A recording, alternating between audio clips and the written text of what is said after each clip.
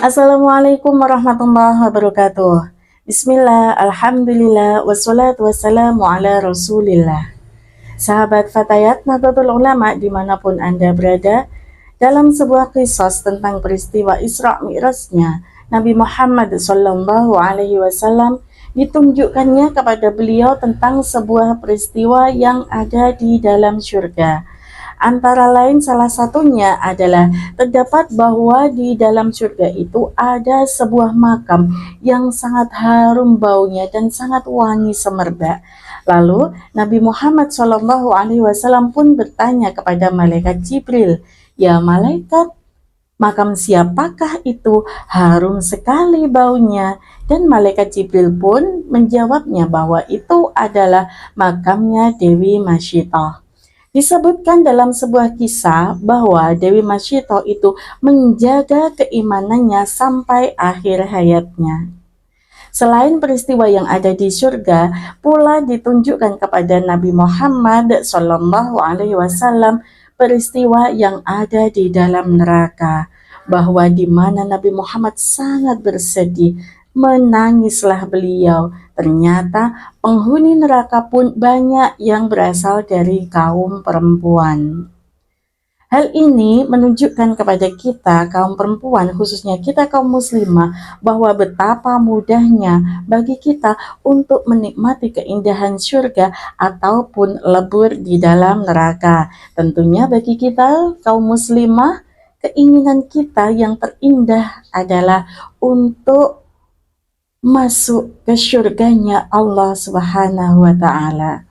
Nah, sekarang bagaimanakah kriterianya dan apakah ciri-cirinya perempuan-perempuan yang dirindukan surganya Allah Subhanahu wa Ta'ala? Dalam sebuah hadis Rasulullah Shallallahu Alaihi Wasallam bersabda, "Idza shalat mar'ata khamsaha wa shamat syahraha wa hafizat farjaha wa ata'at zawjaha qila laha dukhulil jannah min ayyi abwabil jannah."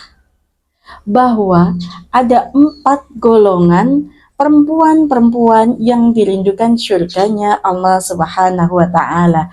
Golongan yang pertama adalah perempuan yang menjaga sholatnya. Kita tahu bahwa sholat fardu itu adalah kewajiban bagi setiap muslim, tidak boleh ditinggalkan, harus dikerjakan ya. Meskipun dalam keadaan apapun itu, misalkan kita dalam keadaan sakit, kita masih berkewajiban untuk melaksanakan sholat fardu itu.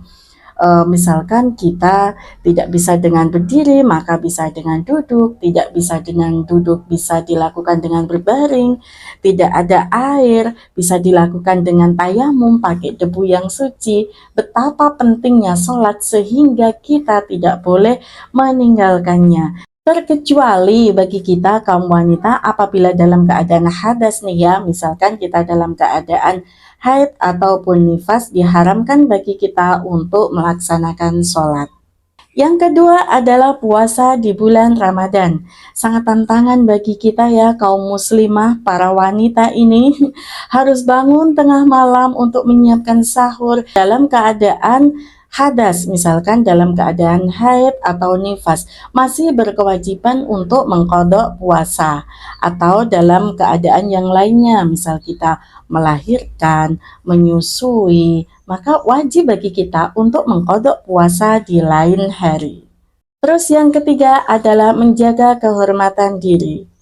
Dalam arti mulai dari pandangan, kita harus menahan pandangan kita. Mulut, kita harus menjaga mulut kita. Dan yang paling utama bagi kita adalah menutup aurat kita terhadap mereka yang bukan muhrim kita. Terus sekarang yang keempat adalah taat kepada suami.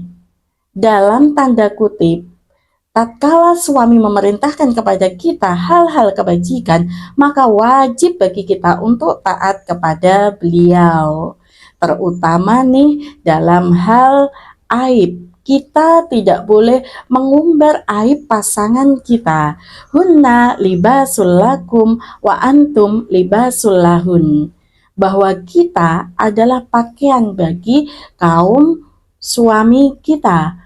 pakaian fungsinya adalah untuk sebagai penutup, maka wajib kita untuk menutup apa aib suami kita, apa kekurangan suami kita, tidak usah kita umbar kemanapun.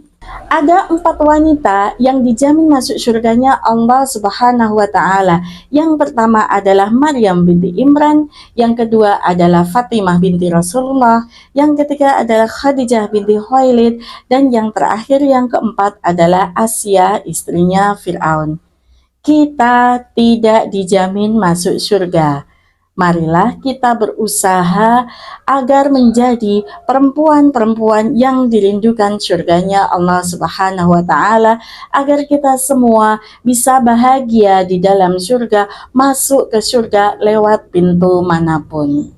Wallahu a'lam bishawab. Sekian dari saya. Wassalamualaikum warahmatullahi wabarakatuh.